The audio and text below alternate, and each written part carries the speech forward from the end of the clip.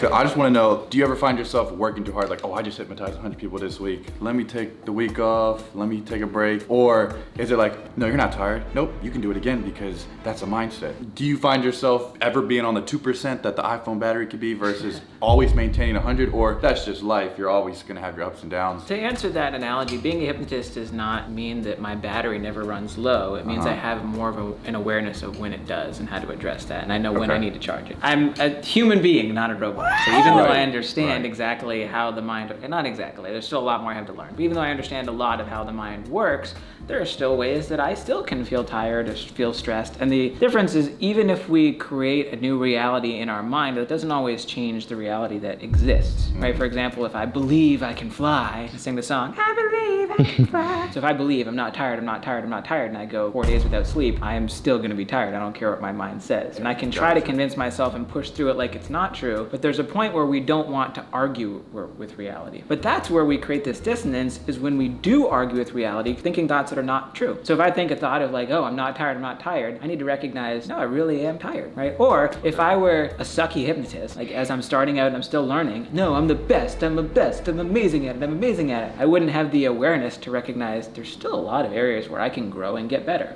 So we want to see things as they are, but not better, not worse than they are. The reality is most of us just tend to see things worse than they are. Oh, I worked for 1 hour, I'm so exhausted and I can't do anything anymore. Right? No, you still got some more in you, but on the flip side, I worked 20 hours straight. No, I can keep doing this. No, you need a nap. True. That's right. So like, what if you had to perform an event, but you were really having a bad day, bad move, something happened, an experience, or you heard something from something and you're just not feeling it. Do you then do what Ryan just did, where everything you say, you're putting on that, well, they paid for the experience, I gotta give them what they want, but deep down, like, dang, I'm trying to hold back this sucky day. Yeah, well, I mean, sometimes you gotta do what you gotta do, right? If I'm being paid to do an event, and even if I am tired, at that point, that's when I was like, all right, I can push through that and give myself the energy I need to perform that event. But if it's an everyday, like, oh, there's nothing really at stake, then I can address what I really need to do and what I need to make happen. So yes, if I've had like a really stressful day, or let's say like, oh, I have a show tonight, and then this afternoon, have a conversation with a friend that just leaves me just in a rut, and it's a really bad conversation, I'm just really in a bad headspace. Why? Because my mind is focused on that conversation. It's focused on what happened there. So if I can sort of just tune that out for the moment and focus on, instead of all the stuff that went wrong, the stuff that's going to go right, of like, okay, I have a show, it's gonna go great, I'm gonna love it, it's gonna go really well. And even in the sense of like, that's how people get nervous or excited performing, or being in front of a crowd, or public speaking is literally the #1 fear in the world. And what's the difference between someone who's anxious about speaking and is excited about speaking? Because I think about like audiences as technically everybody's only seeing this one time at a time, because we're all just one brain at a time. But I guess the thought of seeing 1,000 eyes then makes you freak out, even though there's not a brain that has 1,000 eyes at once that's seeing everything. So the nervousness,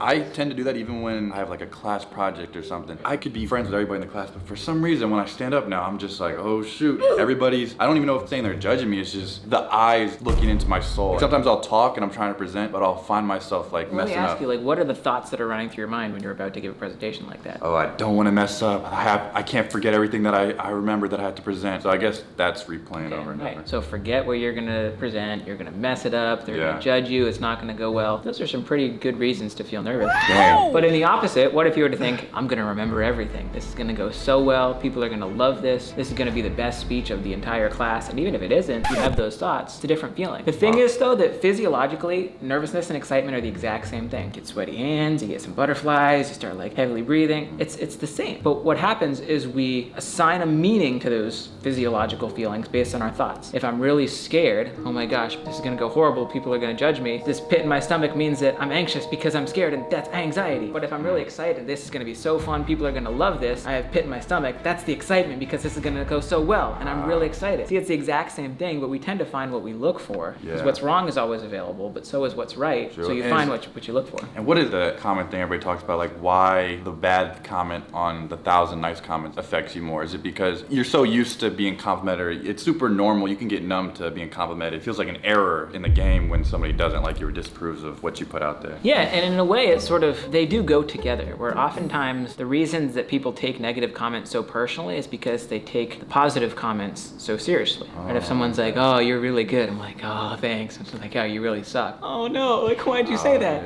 Whereas to me, I sort of take them both as like, oh, you're really amazing. thanks. Oh, you really suck. Okay. Like, I sort of take them on the same scale because I don't take anything personally. A way to think about it is I don't let the praise get to my head and I don't let the criticism go to my heart. Like I just let it all just happen in the way that it happens. I like that. I don't let other people's words or thoughts hypnotize me. I don't let their words control me. True. I don't take it personally. The reason that people struggle with it is because they do. If they see a comment that says you're fat, you're ugly, you're stupid, you're whatever, a lot of times that comment is simply coming from a place of jealousy or insecurity. They wish they were you, so they're going to make you feel bad about you. To use an example, there are two ways to have the tallest tower. One is you put in the work to build your tower really high, or you knock somebody else's tower down because you have the illusion of being taller when you can make somebody else smaller. So that's what hate really is hate is insecurity, hate is jealousy, and knowing that at the end of the day, hurt people hurt people. People that are hurting and insecure and just don't like themselves, that's where that comes from. Now, and to think about it this way, like when I get negative comments, I never get any hate or negative comments from anyone who's doing better than me. And I don't say that to judge the people that are doing worse, but know that it's not coming from a place where, like, constructive criticism is good, but it's always from a place of like, man, I wish I were you, so I'm gonna see if I can get your attention and leave a negative comment just so I can make myself feel better about myself. Now, what about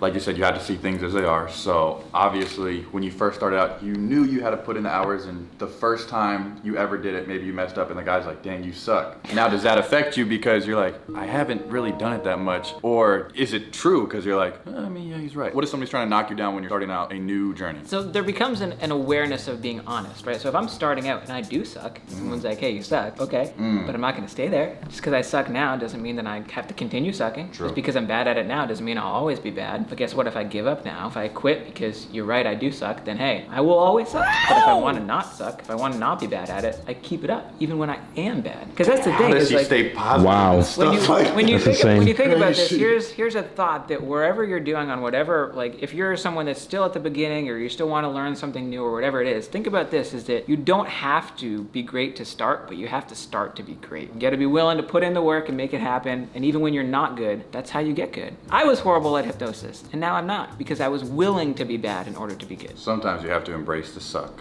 Exactly. Embrace the suck. So this is the last thing. This is just kind of helping me with my own stuff. Sure. I That's why I'm really here. want to eat vegetables, but I had a bad experience when I was in like pre-K, and I hated spinach, and I just like never eat that. And then even broccoli, I try to put cheese and stuff. I don't like it. Obviously, I see it as, yes, this really will help my body. I tell myself every time, I'm not gonna like it, I'm not gonna like it. Do I just have to tell myself I'm gonna like it, and then? Let me ask you, have you ever eaten it by accident and not realized it? Like there was spinach in something and you were So, like, oh, I didn't know that like was in there. like a Benihana's when it's all chopped up mixed with the rice. Yeah, right. I'll eat it like it's nothing. Exactly. But when they're solid one by one by one, I'm like, eh. So it's not that you actually have a bad reaction or like you were allergic, right? If you were allergic to it or something like that. Yeah, that's like, more serious. That's more serious, but then you'd have a reaction either way, whether it's chopped up, whether you can see it no matter what. But if you realize that you can still eat it if you don't have this awareness, if the thoughts aren't playing in your mind, you can eat it, then it's sort of the same way.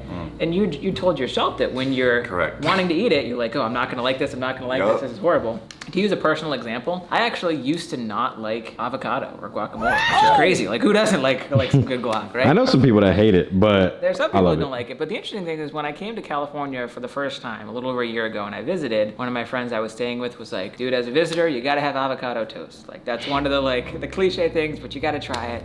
And in my mind, I was like, I don't really like avocado though. I was like, but hey, I'm open and I wanna try it. And so I was like, you know what? I'm gonna enjoy this, and I'm gonna treat it because it's something that is a cultural thing and I wanna enjoy it. And I ate it and I was like, hey, you know what? This is actually pretty good. Like I actually do enjoy this. Yeah. Once I got out of no, I don't like avocado. No, I don't like guacamole. No.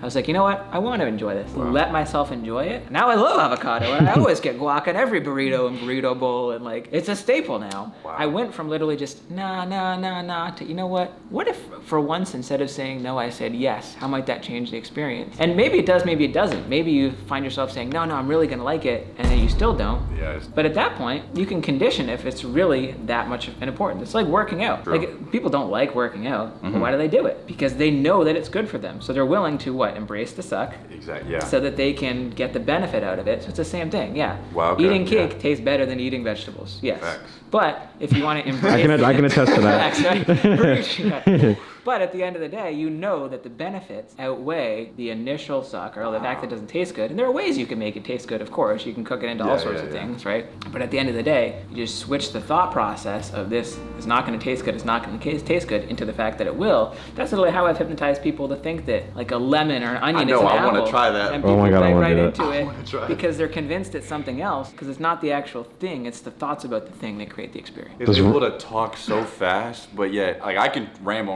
and you would zone out because like he's not saying anything important. You like don't want to miss a word or a phrase. Rob, what you got? I was just taking it all in. I'm like, I don't want to get too crazy because I know people's spiritual beliefs are all different. I don't want to offend anybody, but I feel like there's a surface level you could touch on that. Like sometimes I find myself thinking about my morality, like, oh shoot, this is gonna end one day, and then I like watch Neil deGrasse Tyson talk about the fact that you have to die is the greatest thing. That's why you look forward to living every day, because if you knew you could live forever, why would you want to do the next thing tomorrow?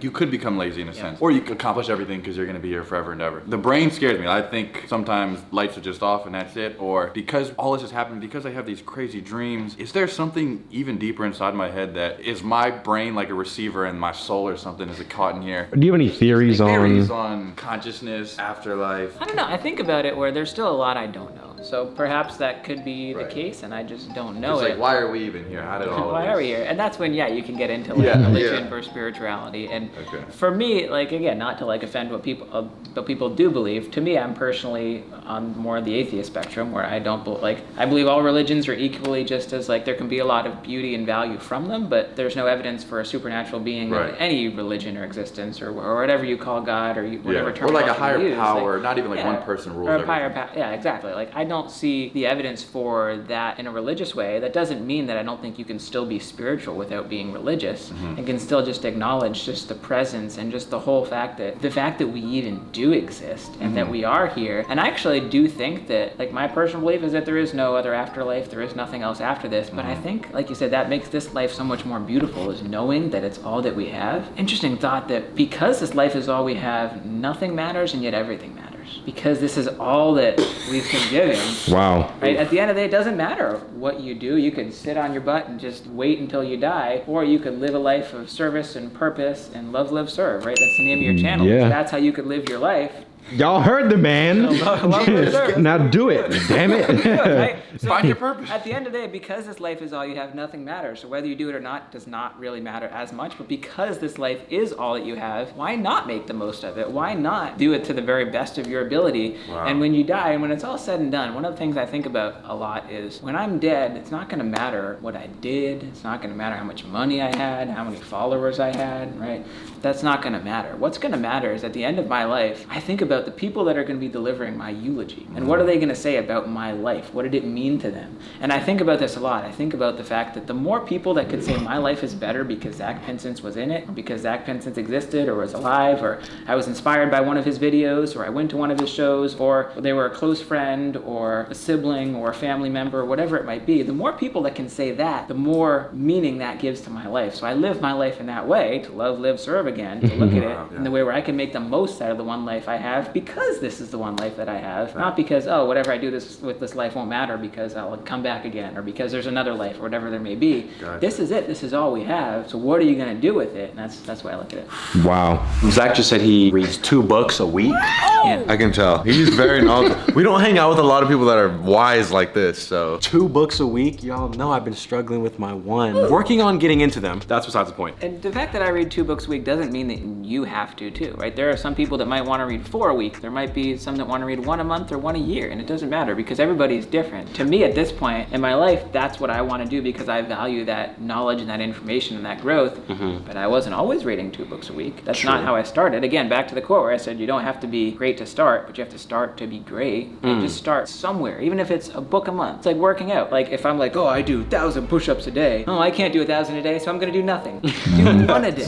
Do 10 a day. Like work your way up to it. So don't get discouraged because somebody else else is better than you, because at the end of the day, there's always going to be somebody who is better and worse. There are people that are reading multiple books a day, and there are people that read not at all. And yet, I don't care about the people ahead of me. I don't care about the people behind me. I care where I'm at now, because I don't have any interest in comparing my step 7 to somebody else's step 10 or step 3 or anything else. Focus on me. And that could just be applied in life in general, in anything. Somebody else's, in any genre, field, whatever, their success has nothing to do with yours at all. And we're over here comparing ourselves to other YouTubers and, oh, they're already doing this and we're doing... For what? What is that? And I'll see people talk about, can you believe what she said to her, this girl, and this happened to this, and blah, blah, blah. And I'm like, people talk and worry about such trivial things so often. Should I get my hair like this because who cares? None of that matters in the grand scheme of life. People have such small conversations and just want to go to the local town bar and have a beer with their buddies, and that's all they need, and they talk about trivial things. And I try to stay away from people like that because I feel like there's so much more to life, and there's things. Is it just trivial to us and not to them? Maybe that's what... It's not trivial to them, which is why they do it. We're just hypnotized to think it's trivial. It's a different experience, right? It's a good way to think about it. Because you only get one go at this life, you might as well just do whatever the frick you want. If I could name literally my favorite quote of all time, it's a Ralph Waldo Emerson quote where he says that the only person you're ever destined to become is the person that you decide to be. And I look at it that this life is what we make of it. We get to decide who we want to be. We don't have to be who our parents tell us to be, who our friends tell us to be. And a lot of times I look at our culture, especially the American culture, where it's very driven towards money and success, right? And yet I see a lot of people trying to get as much money as possible, make as much money as possible. Why? So they can buy stuff they don't need with money they don't have to impress people they don't like. And this idea of the American dream where, what, you're supposed to work 30, 40, 50 years of your life doing a job that you hate so that you can then retire and then be old enough not do any of the things that you could have done when you were younger. We live as if our time is infinite and our money is not, when in reality the opposite is true. Our money is infinite. We can always make more money, but you never get more time. Understanding that time is the most valuable resource we have, and we look at our culture in a way that it's about escapism. It's about killing time, right? How much do we hear that phrase? I just got to kill some time, or I kill an hour, or just whatever. I just throw away this day. It's just a throwaway day. Do we not realize that killing time is a form of micro-suicide? We're killing part of who we are, part of the one life we have. Even if we kill an hour or kill a day, that's killing a part of something we'll never get back.